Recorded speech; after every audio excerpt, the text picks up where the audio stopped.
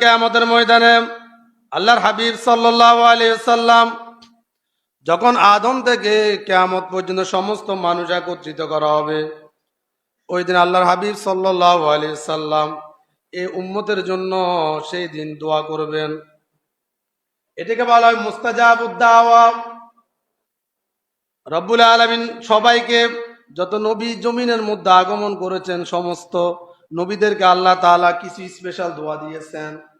সমস্ত নবীরা অতি দ্রুত তাদের দোয়াগুলো শেষ করে দিয়েছে। হাদিসটা মুসলিমের মধ্যে আছে, সমস্ত নবীরা তাড়াতাড়ি দোয়াগুলো করে ফেলেছে, কিন্তু আপনার নবী, আমার নবী মুহাম্মদুর রাসূলুল্লাহ সাল্লাল্লাহু আলাইহি ওয়াসাল্লাম এখনো পর্যন্ত ওই দোয়াটা এখনো করে নাই। সুবহানাল্লাহ বলেন।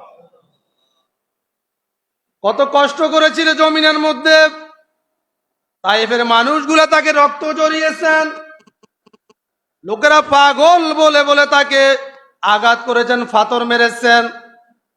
উহুদের ময়দানে তার দান দান মোবারক শহীদ হয়ে গেছে, রক্ত জর্জরিত হয়েছে, কিন্তু এরপর ওই দোয়াটা করে নাই। বিষয়টা কি সহজ না কঠিন?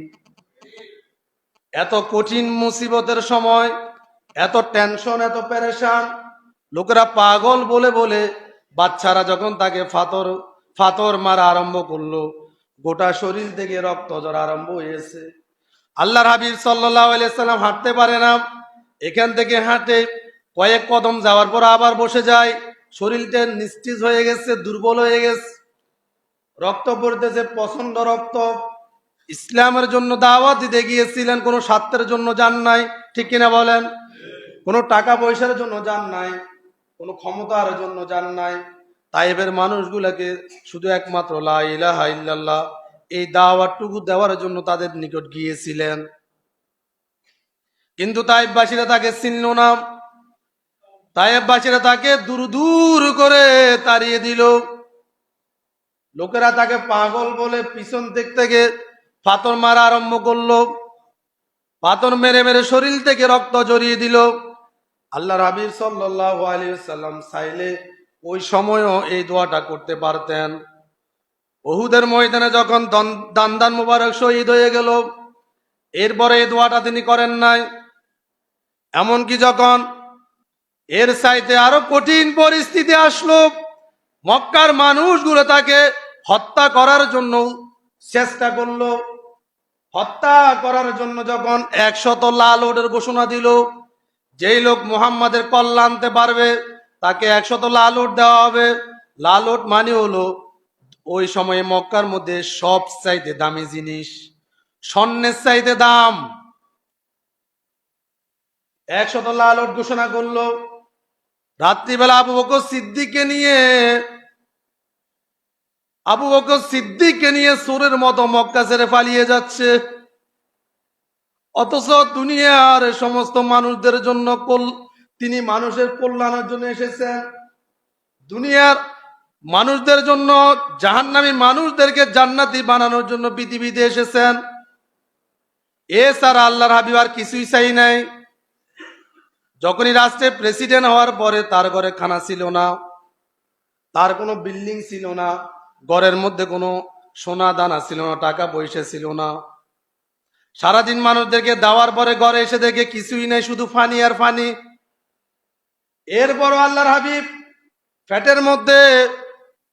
ফ্যাটের মধ্যে তিনি এরকম ভাবে তিনি পাথর বেঁধেছিলেন, 3টা পাথর। হাসান হুসাইনকে তার এই শরীরের যখন সাদুরটা সরিয়েছিলেন, হাসান আর হুসাইন যখন অভাবে তারা না কান্নাকাটি করে, নানাকে যখন খানার জন্য বলে, নানা আপনার মেয়ে আজকে 3 দিন পর্যন্ত আমাদেরকে খানা দেয় না। কত কষ্টের জীবন ছিল তাদের, কত দুঃখ ভরা জীবন। এমন এমন সাহাবী ছিল যাদের মাত্র একটা জুব্বা ছিল, একটা জুব্বা। অথচ আল্লাহর হাবিব সাল্লাল্লাহু আলাইহি ওয়াসাল্লাম এরপরেও এই দোয়াটা তিনি ওই দিন করেন নাই। নিজের নাতিরে না খেয়ে আছে, তিনি নিজে না খেয়ে আছেন, ফ্যাটের মধ্যে পাথর বাঁধা 3টা পাথর। এরপরেও যদি চাইতেন আল্লাহর হাবিব দোয়া করতে পারতেন। ওমর এসে আল্লাহর হাবিবকে বললেন, ওগো আল্লাহ নবী, আপনার এই কষ্ট আমার সহ্য হয় না, এই যে আপনার ঘরের মধ্যে একটা ফালং নাই, একটা খাট নাই, একটা সুকিস নাই, আপনার ঘরের মধ্যে কোনো ফ্যান নাই, আপনার ঘরের মধ্যে ভালো একটা তোষক নাই, ওগো আল্লাহর নবী, আপনার শরীরের মধ্যে দাগ পড়ে গেছে, এই জান্নাতি শরীর আমি ওমরও তো আর সহ্য হয় না। ওমর দরদর করে কেঁদে দিলেন, বললেন ইয়া রাসূলুল্লাহ, আপনি আমাকে একটু অনুমতি দেন, আপনার জন্য একটা ফালঙের ব্যবস্থা করি, একটা ভালো তোষকের ব্যবস্থা করি। আল্লাহর হাবিব সাল্লাল্লাহু আলাইহি সাল্লাম বললেন, ওমর, আমি তো এই জমিনের মধ্যে শান্তির জন্য আসি নাই। সুবহানাল্লাহ বলেন। আমি এই জমিনের মধ্যে আরাম করার জন্য আসি নাই, আমি এই জমিনের মধ্যে আল্লাহ রাজ কায়েম করার জন্য এসেছি। সুবহানাল্লাহ বলেন। কোরআনকে কায়েম করার জন্য এসেছি। অথচ আজকে আমরা মুসলমানেরা সেই কোরআন কায়েম করার জন্য চেষ্টাও নাই। সেই কোরআন অনুযায়ী দেশটা চলুক, সে নবীজির নির্দেশ অনুযায়ী দেশটা চলুক, আমাদের ব্রেনে ঢুকে না। আমরা মনে করি শুধু আমাদের মতো চলুক।